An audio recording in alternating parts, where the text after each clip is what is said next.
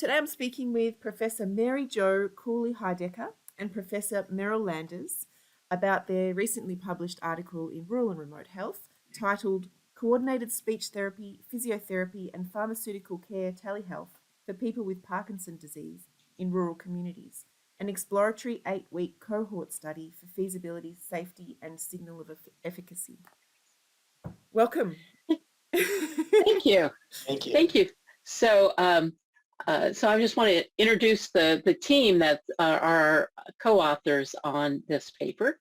And so I'm Mary Jo Cooley Hidecker. I'm currently at the University of Kentucky, but when this study was going on, I was at the University of Wyoming in the Department of Communication Science and Disorders.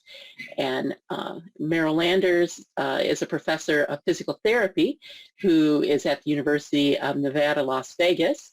And then we also have some additional University of Wyoming co-authors. So Dr. Aaron Bush is a speech-language pathologist in communication science and disorders. Dr. Rashmi Singh is a professor of pharmacy, and Dr. Annalisa Piccarelli is in the Division of Statistics, all at the University of Wyoming. So people wanted to know how the study came about. And so the study came about because a support group for people with Parkinson's disease came to the University of Wyoming and wanted more research done. And so my Wyoming crew did some focus groups with adults with Parkinson's disease, their loved ones, and professionals to see what some of the issues were that they were interested in. And one of the issues were the lack of allied health services. And in rural Wyoming, rural Nevada, it's very hard to get very much service there because you have to travel so far.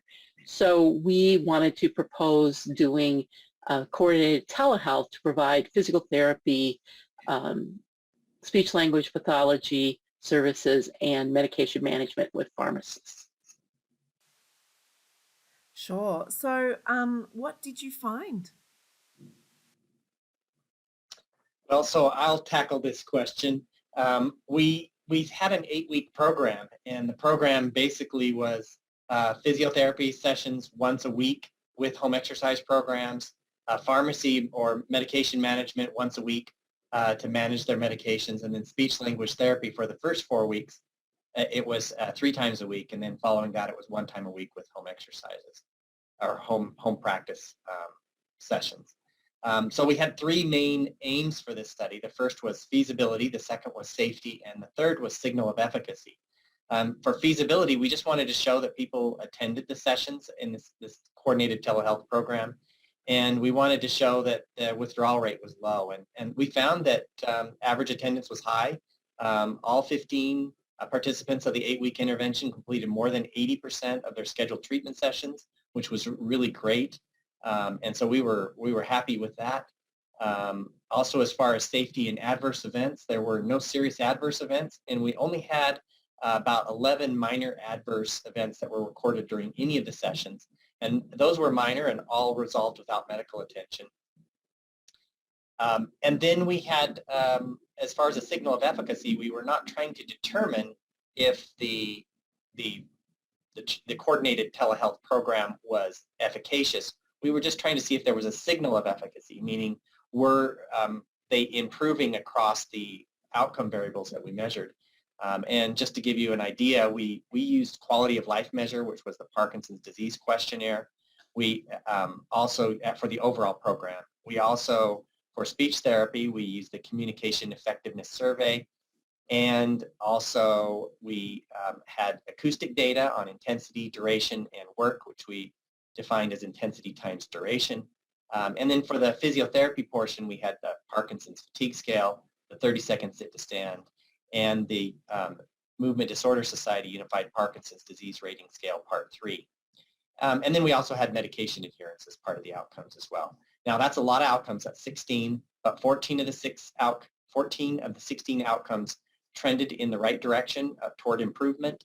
Those effect sizes were mostly in the small to medium range, but 2 actually were statistically significant, and that was the 30-second sit to stand and the acoustic data work outcome variable. So we concluded that there was a signal of efficacy because we saw positive trends across all of the outcomes, and yeah, so we were happy with those outcomes. Fantastic. So what are the implications of all these findings? Well, it's interesting in that this was pre-COVID. And so doing telehealth in part with Parkinson patients wasn't typical at that point. And a lot of people were concerned that they might not feel the same patient-provider relationship. But when we later find out they loved this, they thought it was great. And hopefully now that we've gone more into tele with COVID, that we will be able to continue this telehealth, especially for people in rural areas or areas where it takes, even in an urban setting, where it takes a long time to get to providers. Yeah, absolutely. It's become super important, hasn't it? It's interesting to see how the world will change. We're splitting up in between pre and post COVID these days. So where to next? Yeah, that's a really good question. The design of the study was a prospective cohort study, so we did not have a control group. So causative inference is a little bit, or we're not able to have causative inference with the results of this study.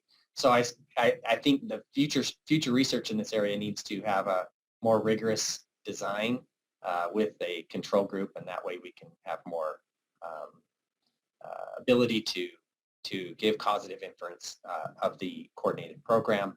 So I think future research designs, it'll inform that. But I think you can also say that it could inform clinical practice in the telehealth of at least these 3 modalities in a coordinated fashion was safe and there was good adherence to it, and the participants liked it, and the treating therapists also liked it. So I think there were some positives that can be taken out for clinical practice, but ultimately this is helping to shape future research designs is one of the main important take-home points for this. It's really exciting, and I look forward to seeing what you come up with next. Thank you for speaking with me today, and congratulations on your research. Thank you. Thank you.